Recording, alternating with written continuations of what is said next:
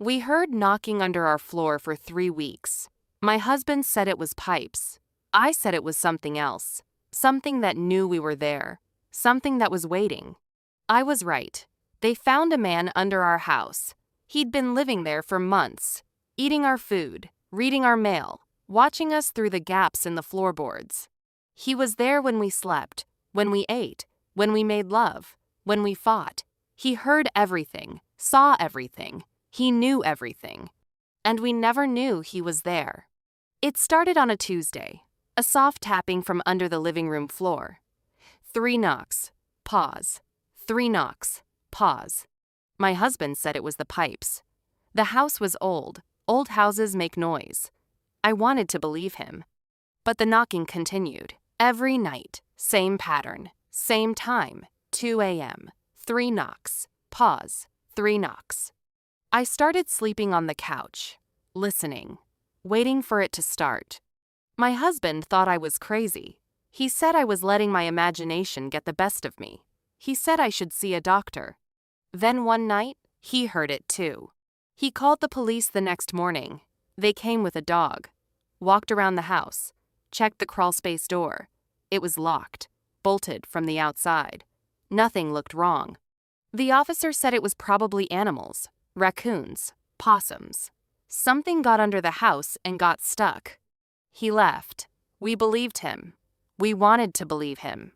But the knocking didn't stop. 3 weeks later, my husband decided to check the crawlspace himself. He unbolted the door, shined a flashlight inside. The first thing he saw was the mattress, a small, dirty mattress pushed against the foundation. A blanket, pillow, empty water bottles, food wrappers, our food wrappers. The chips we bought last week. The crackers we ate yesterday. The leftovers from dinner. He called the police again. This time, they brought more dogs. They searched the crawlspace. They found clothes, a backpack, a journal, pages and pages of notes about us, our schedules, what time we woke up, what time we went to sleep, what we watched on TV, what we argued about, what we said when we thought no one was listening. He'd been there for months, maybe longer.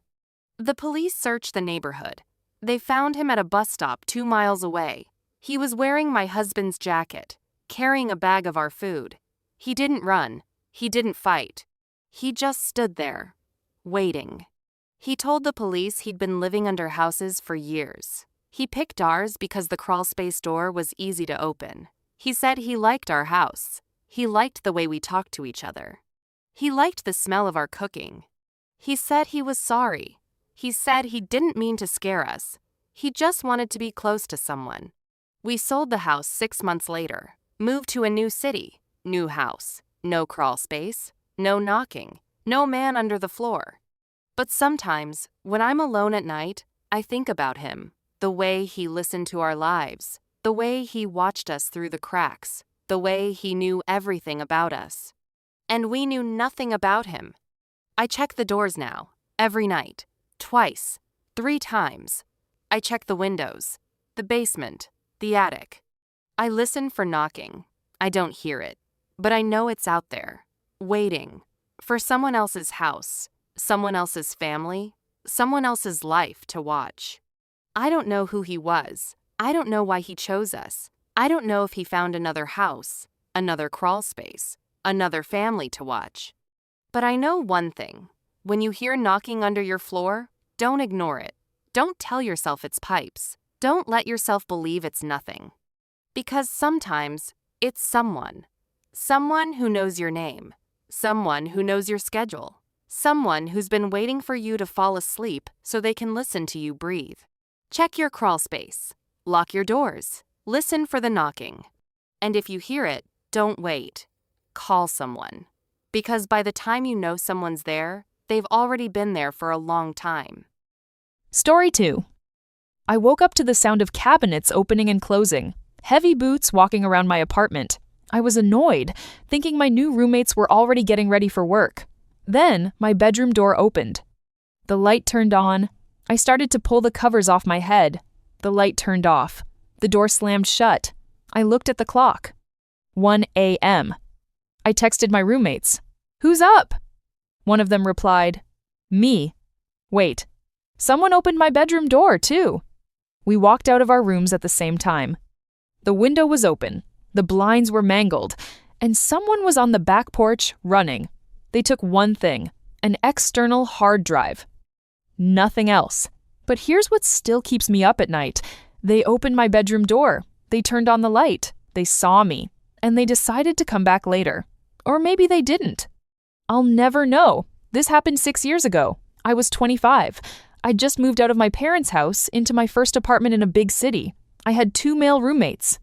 The neighborhood was up and coming, which is real estate code for still a little sketchy, but getting better.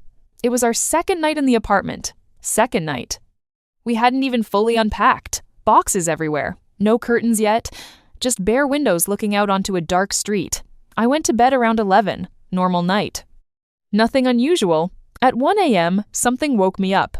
At first, I was half asleep. I heard cabinets opening and closing, heavy footsteps. The kind of boots that make a solid thud on hardwood floors. I was annoyed. My roommates and I hadn't discussed work schedules yet.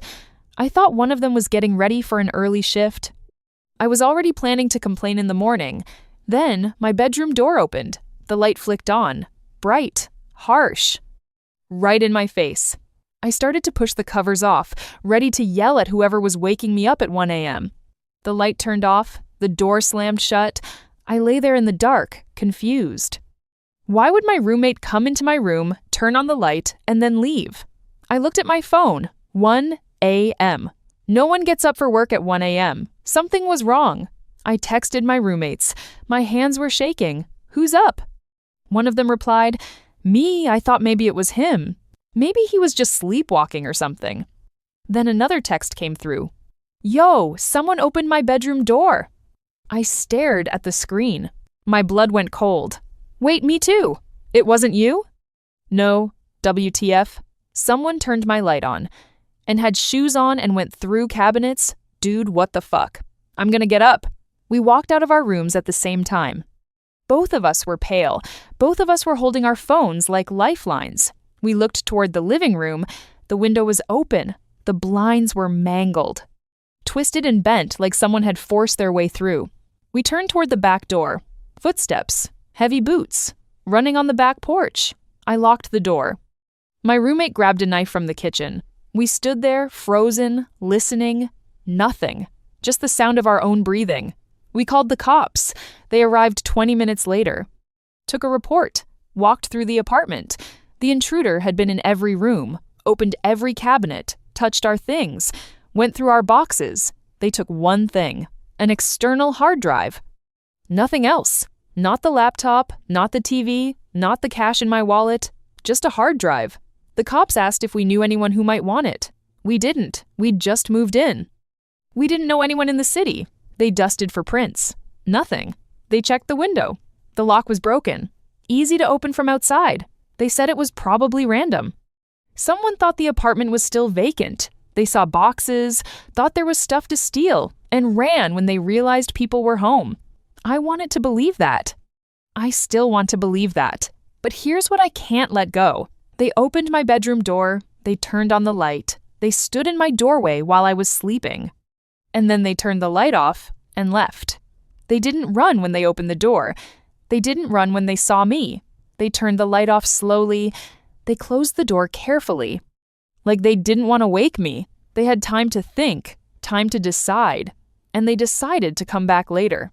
The footsteps on the back porch only started after we got up, after we turned on lights. After we started texting each other, that's when they ran. They were in my apartment, in my bedroom doorway, watching me sleep. And they weren't in a hurry to leave. We stayed up the rest of the night. My roommate opened a can of black olives and we sat on the floor, eating them with our fingers, too scared to sleep. We moved out at the end of the lease. I never felt safe in that apartment again. I still think about it sometimes. When I'm lying in bed at night, when I hear a noise in the house, when I see a window open that I don't remember opening. They knew I was there. They saw me, and they didn't run. They just closed the door and waited. I don't know who they were. I don't know what they wanted. I don't know if they were looking for something specific or just looking. But I know they opened my door. They saw me sleeping. And they didn't run. They turned off the light, closed the door, and stayed. That's what keeps me awake. Not the footsteps, not the open window, not the missing hard drive. The fact that they saw me, and they stayed. Story 3. A man knocked on my door at 3 a.m. He was crying. He said his car broke down. He asked to use my phone. I let him in. I shouldn't have. 6 months later, I saw his face on the news.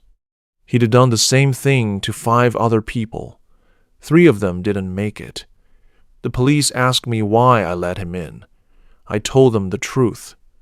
He didn't look like a threat. He looked like someone who needed help. But the second he walked through my door, I knew something was wrong. I just didn't listen to myself. I was living alone in a small house on the edge of town. It was a quiet neighborhood. Safe, I thought. Nothing ever happened there. I'd fallen asleep on the couch around midnight.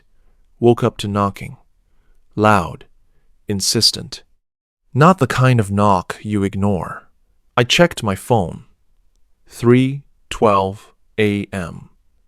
No one knocks at 3 a.m. for a good reason. I walked to the door, peeked through the window.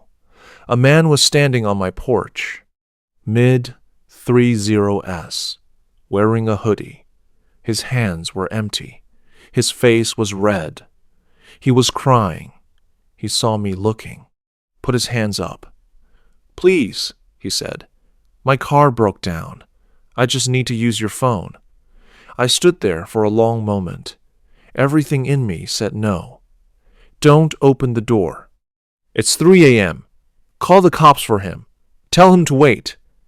But he was crying. He looked scared. And I thought, what kind of person locks the door on someone who needs help? I opened it. He stepped inside, wiped his face, thanked me, kept saying thank you, over and over. Like a prayer, I handed him my phone. He dialed a number, held it to his ear, listened. No one answered. He tried again. Nothing. He handed the phone back. "I'm sorry," he said. "I'm so sorry." I asked him why he was apologizing. He didn't answer. He just looked at me. And in that moment, I saw something in his eyes that wasn't there before. Something cold. Something waiting. He didn't leave. He said he'd wait for his friend to call back. I said, "Okay." I didn't know how to say no. He sat on my couch. I sat in the chair across from him. We talked. Small things. His name. Where he was coming from. His car trouble. All lies, I'd learn later. He kept looking around the room, at the windows, at the doors, at the kitchen, like he was measuring the space, like he was planning something. I should have asked him to leave. I should have called someone, but I didn't. I just sat there, watching him watch my house. An hour passed. 2 hours. His phone didn't ring.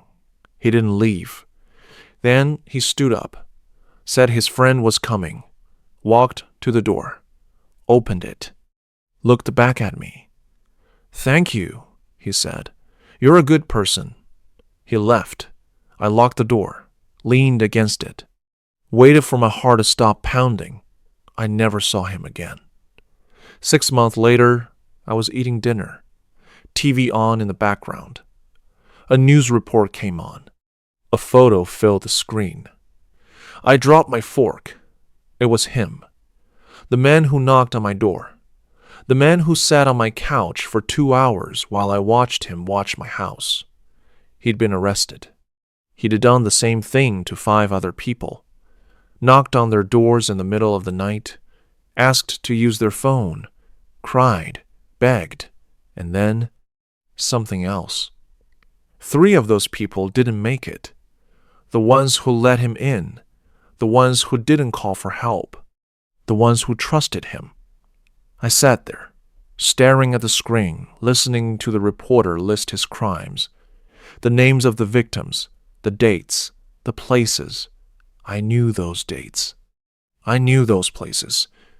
I knew what he looked like when he cried, when he begged.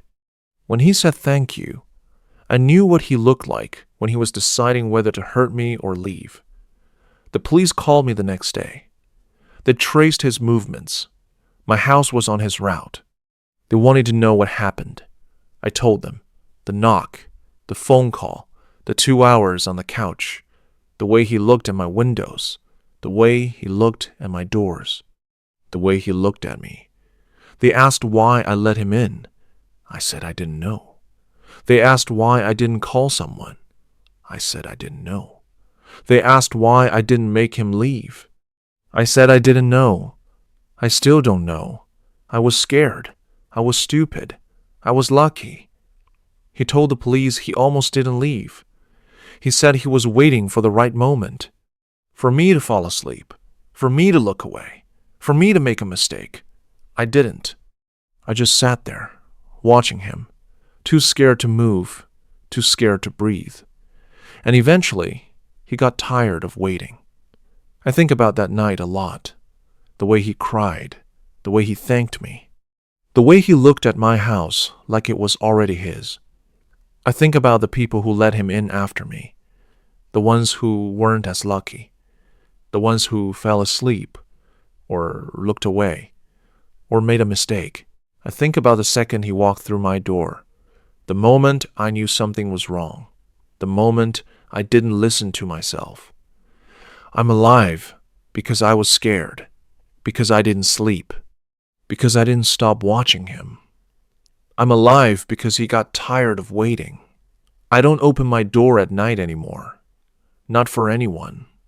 Not if they're crying. Not if they're begging. Not if they look like they need help. I call the cops. I tell them to send someone. And I wait. Because I learned something that night. The people who need help will wait for help. The people who want something else will wait for you to let them in. And once they're inside, it's too late to change your mind.